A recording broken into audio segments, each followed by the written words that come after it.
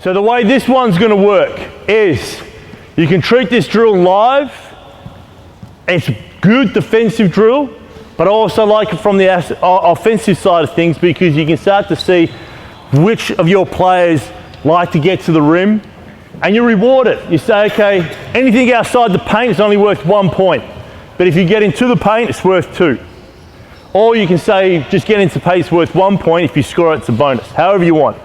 But your offensive player, you guys want to try and do as much as you can in an attack mode, okay? Defensively for now, on the defensive side of things, you're just going to have a pickup point. And all your pickup point's going to be is a 3-point line, okay? We don't need to meet them at the half court. You don't need to pick up in the half court. This is my theory anyway. If you want to pressure in the full court, cool, you start 94 feet, okay? But if you miss your opportunity to do that, there is no point trying to pick up a player here at the half court because it leaves you vulnerable, one, to transition, especially if no one's backing you up in the paint. And secondly, it has no real purpose because no one else is shooting the ball from out here. So I doubt there's very much anybody in this room at any level that can pull up for this 3 consistently and make it at a good clip. So there's no reason to pick up full court. It's either, half court. Pick up in the full court. If you miss that opportunity, your pickup point here is the 3-point line. This is going to make sense to you guys in a sec.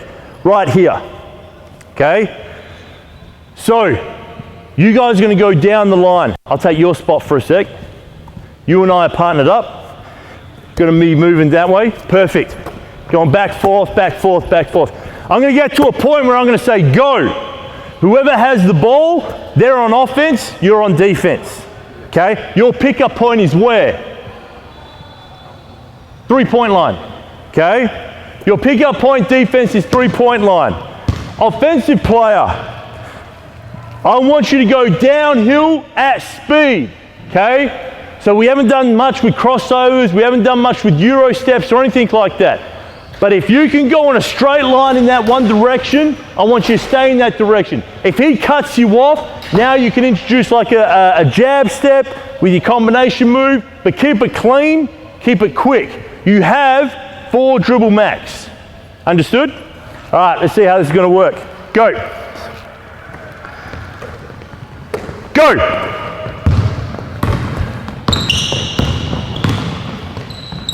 Good finish. Next group, let's go.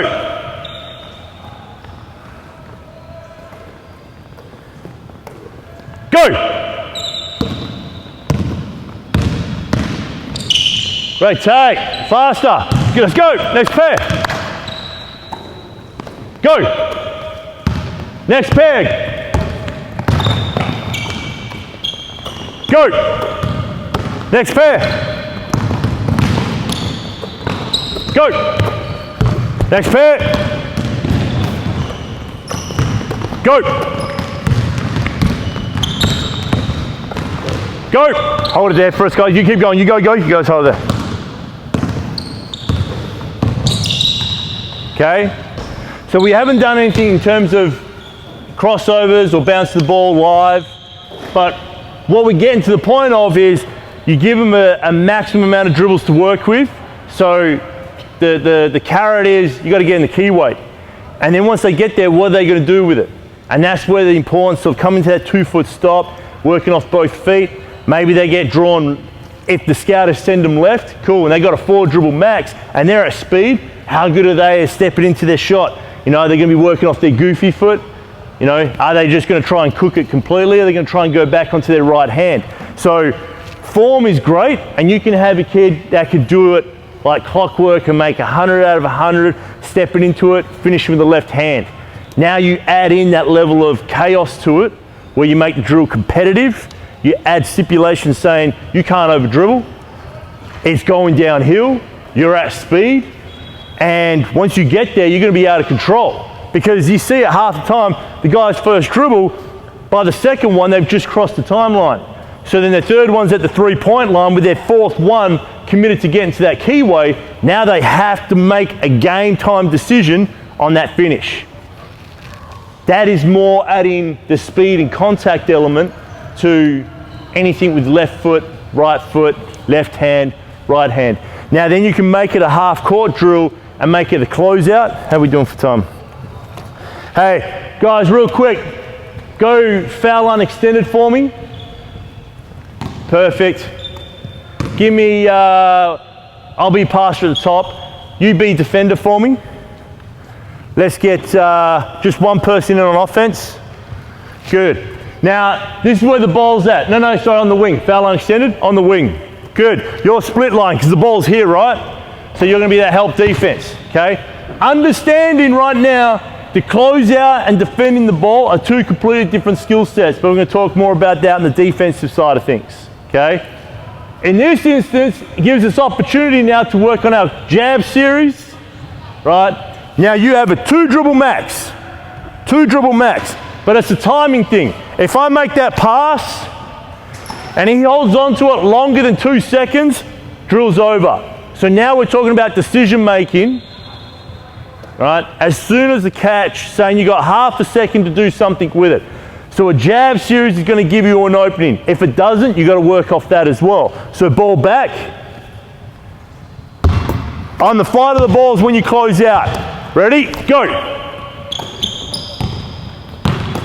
Great take. Okay, next group in. So you say defense, next offensive player in. Ball to me. Where's the ball to start with? Foul line extended. On the fly of the ball, go get him.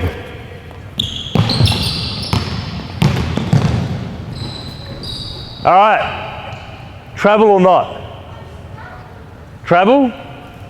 Travel. Anybody see it? It's just a shuffle of feet. So travel. So this is where we want to get, when it's a crap pass and the defense is there, you catch that ball, okay, what's the defense going to give you on the closeout? Give them a jab step, work off it. A running start, you're not allowed that gather step when you're stationary. All right, next one up. Ready? Crap pass again. Go get him.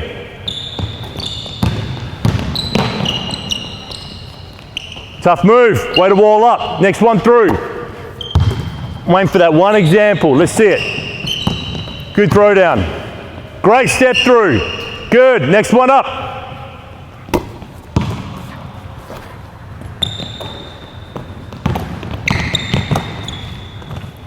Left hand finish. Nice. This is where it's really important. And again, when we're talking about upskilling your athletes and doing so at a young age, so when we get 14, 15-year-olds like this who are real comfortable going left hand, right hand, working off both feet, then when they become 18, 19 and they start wanting to become employable in the market, any little indeficiency in your game will stand out when the big lights are on, because that's all they're going to try and expose you for.